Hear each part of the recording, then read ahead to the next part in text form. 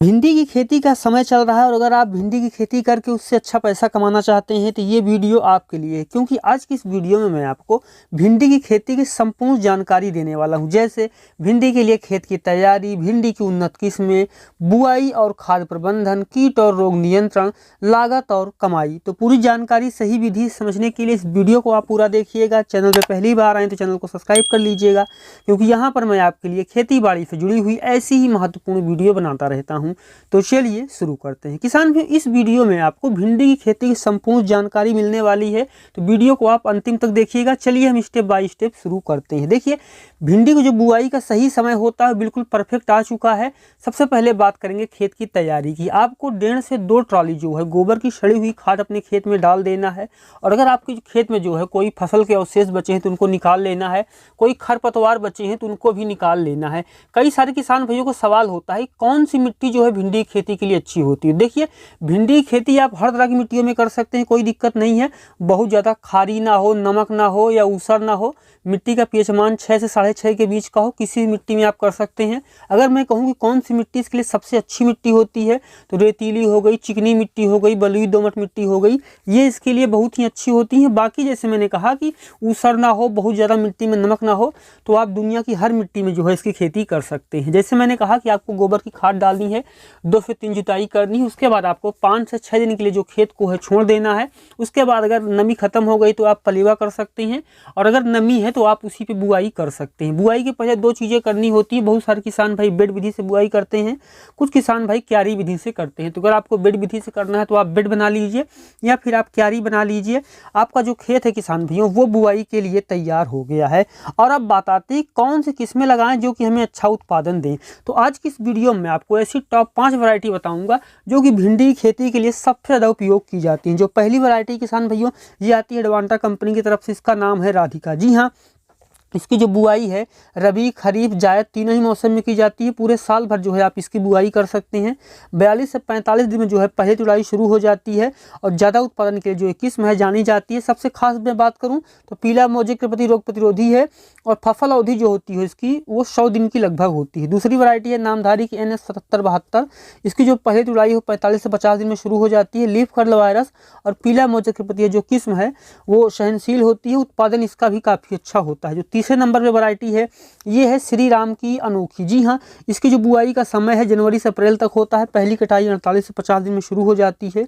फल की लंबाई की बात करूं तो 12 से 14 सेंटीमीटर लंबा होता है। चौड़ाई की बात करूं तो लगभग 1.5 से 2 सेंटीमीटर मोटा इसका फल होता है, चौड़ा होता है। तुड़ाई में जो वैरायटी है ये आसान होती है। इसकी अगर एक पहचान बताऊँ आपको, जो इसकी 2 गांठें होती हैं, जैसे कि भिंडी के पौधे में गांठें होती हैं, तो इसमें एक खास बात है, गांठों की जो बीच की दूरी है बहुत ज़्यादा कम होती है, जिससे जो उत्पादन है वो आपको ज़्यादा देखने को मिलता है।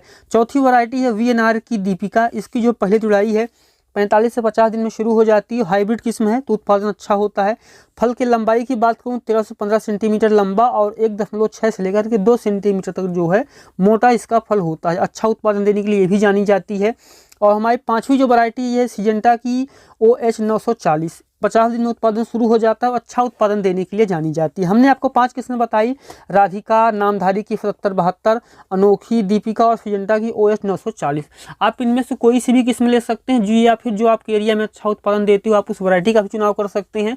हमने कुछ बीज आपको रिकमेंड किए हैं जो कि हर जगह पे अच्छा उत्पादन देते हैं, तो अगर आप चाहें तो आप इनका भी जो है वो चुनाव कर सकती हैं।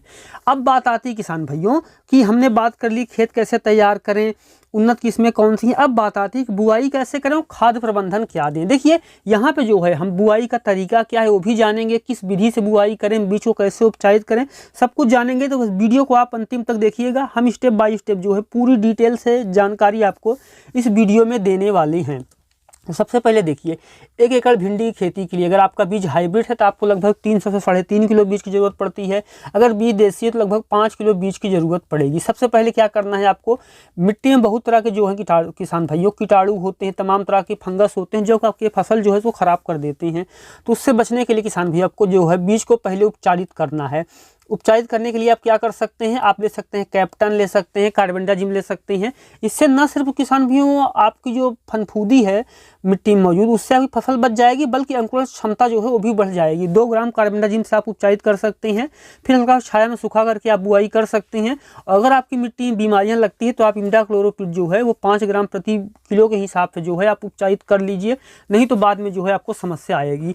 अगर आप अभी गर्मी में भिंडी की खेती करने वाले हैं तो जैसे मैंने आपको कहा कि आपको हाइब्रिड बीज जो है वो 3 से 3.5-4 किलो तक ले सकते हैं, और अगर देसी है तो 5 से 6 किलो बीज की ज़रूरत पड़ेगी। बीज उपचार के बारे में भी हमने जान लिया, और बीज अब बात करते हैं कि बीज की बुआई कैसे की जाए। देखिए, अगर मैं बात करूं बुआई की, तो मौसम की अगर मैं बात करूं तो अभी बिल्कुल गर्मी के लिए परफेक्ट मौसम है। जनवरी से लेकर के लगातार सितंबर अक्टूबर तक हमारे यहाँ जो भिंडी की बुआई की जाती है पूरे साल तक, तो इस समय जो है आप बुआई कर सकते हैं। फरवरी मार्च जो है इसके लिए बहुत ही ज़बरदस्त महीना होता है। पौधे से पौधे की दूरी जो है आपको 15 से 20 सेंटीमीटर रखना है, और लाइन से लाइन की दूरी 45 सेंटीमीटर रखना है। और बीज को आप 1.5 से 2 सेंटीमीटर की गहराई में जो है बो सकते हैं, चाहे ये आप बेड पे बुआई कर रहे हो, चाहे क्यारी पे बुआई कर रहे हो। अलग अलग किस्मों के अनुसार, अगर आपकी किस्म अलग है तो थोड़ी बहुत दूरी जो है वो अलग हो सकती है। इस बात पर निर्भर करता है कि आपकी जो वैरायटी हो कितना फैलाव करती है।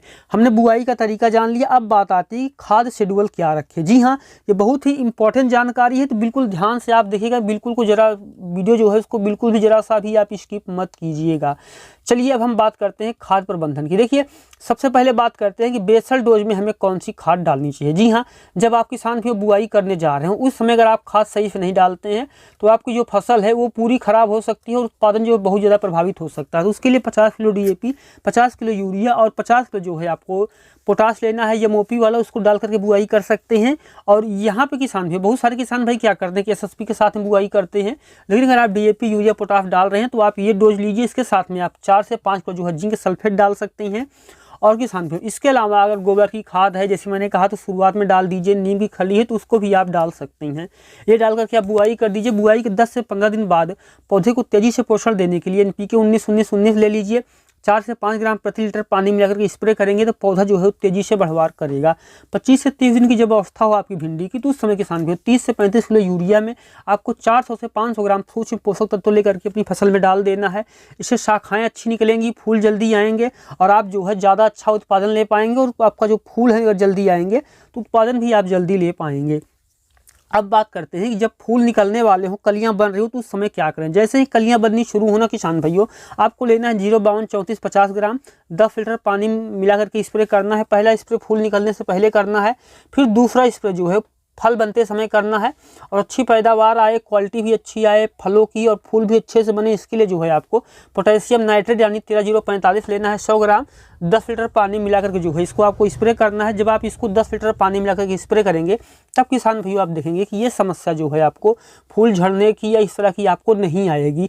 लेकिन इसके अलावा किसान भाइयों आपको जो है फनफूद नाशक का भी जो है वो समय समय पर स्प्रे करते रहना चाहिए। कार्बेंडाजिम मैंकोजेब का जो सम्मिलित पैकेट आता है उसका स्प्रे करते रहेंगे, तब जो है किसान भाइयों आप काफ़ी अच्छा उत्पादन ले पाएंगे। और अब सबसे महत्वपूर्ण बात आती है कीट और रोग नियंत्रण। ये बहुत ज़्यादा ज़रूरी चीज़ है, तो आप इसको जो है बहुत ध्यान से देखें। सबसे प्रमुख कीट है फल मक्खी।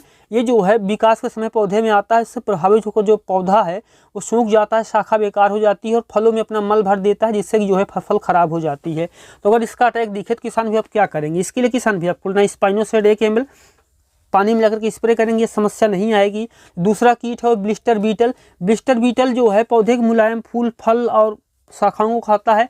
इसका नियंत्रण करने के लिए किसान भी अगर छोटी दूर में है तो कीड़े को उठा करके नष्ट कर सकते हैं, नहीं तो आपको लेना है मेलाथियान 400 ml पानी मिलाकर के स्प्रे करेंगे, समस्या नहीं आएगी। तीसरा कीट है वो है चेपा। इसको माहू बोलते हैं, अलग जगह पे इसके अलग अलग नाम है। अगर इसका नियंत्रण दिखे तो आपको डाईमेथोड 300 ml लेना है, 2 फिल्टर पानी मिलाकर के स्प्रे करना है, तो ये भी जो समस्या है ये नहीं आएगी। और अब हम बात करते हैं कौन सी प्रमुख बीमारियां लगती हैं और उसको जो है आप कैसे नियंत्रित कर सकते हैं। सबसे प्रमुख है पीला मोजेक। पत्तियां इससे पीली हो जाती हैं, पौधा कमज़ोर हो जाता है, उत्पादन इससे बहुत ज़्यादा कम हो जाता है। सफ़ेद मक्खी के कारण ये फैलता है, ये सब तो आप जानते ही हैं। अब बात आती है नियंत्रण की। देखिए, इसके नियंत्रण के लिए थोड़ी जगह में है तो पौधे को उठा करके नष्ट कर सकते हैं, मिट्टी में दबा सकते हैं, नहीं तो आपको डाईमेथोड 300 ml लेना है, 2 फिल्टर पानी मिला करके स्प्रे करना, ये समस्या नहीं आएगी। इसके अलावा पत्तों पर सफ़ेद धब्बे हो जाते हैं, जिससे भी जो है उत्पादन भी खराब हो जाता है, फल की क्वालिटी भी खराब हो जाती है और फल भी छोटा रह जाता है। इसके नियंत्रण के लिए क्या करेंगे। इसके लिए किसान भी आपको घुलनशील सल्फर सल्फर लेना है और पानी में स्प्रे करना है, जड़ के पास मिला करके, पानी मिला करके जड़ के पास स्प्रे करेंगे, ये समस्या नहीं आएगी। और इसके अलावा एक समस्या और आती है कि पत्तों पे जो है धब्बा रोग लग जाता है।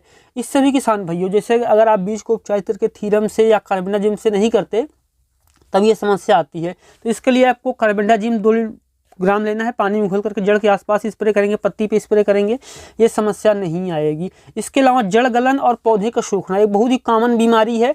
ये उनके साथ होती है जो कि पौधे पे जो है किसान भाइयों बीज को उपचारित नहीं करते और लगातार एक ही फसल को बार बार खेत में लगाते हैं, उनके लिए भी जो है ये समस्या आ जाती है। इसके लिए भी आपको जो है कार्बेंडाजिम का स्प्रे करना है, इससे भी जो है आपको ये समस्या नहीं आएगी।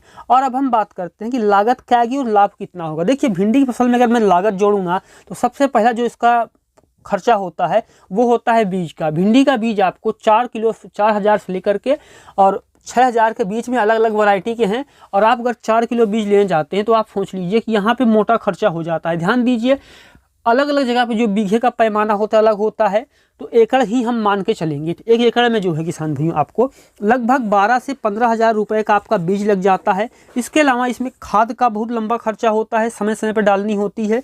इसके अलावा किसान भाइयों समय समय पर इस पर स्प्रे करना होता है। तो इन सबको अगर हम टोटल जोड़ लेंगे 1 बीघे में, अगर ड्रिप मल्चिंग के साथ आप नहीं कर रहे हैं फिर भी अगर आप इसकी खेती कर रहे हैं किसान भाइयों, तो आप देखेंगे कि आपको जो है लगभग 28 से 30 हज़ार रुपये लागत आएगी प्रति एकड़। और अब हम बात करते हैं उत्पादन की। भिंडी एक ऐसी फसल जिसका उत्पादन उतना मिल सकता है जितना कि आप ले सकते हैं। जी हाँ, कुछ किसान भाई भिंडी का 1 एकड़ में 50-60 क्विंटल भी उत्पादन नहीं निकाल पाते। कुछ ऐसे हैं जो 150 से 200 क्विंटल तक उत्पादन लेते हैं। बहुत सारे किसान भाइयों को मैंने ऐसा देखा है जो कि जब भिंडी की फसल खराब हो जाती है 7-8 महीने बाद उसकी कटिंग कर देते हैं और बाद में उसका जो उत्पादन है वो फिर से शुरू हो जाता है। तो इस तरीके से भिंडी से बहुत ही लंबा उत्पादन लिया जा सकता है।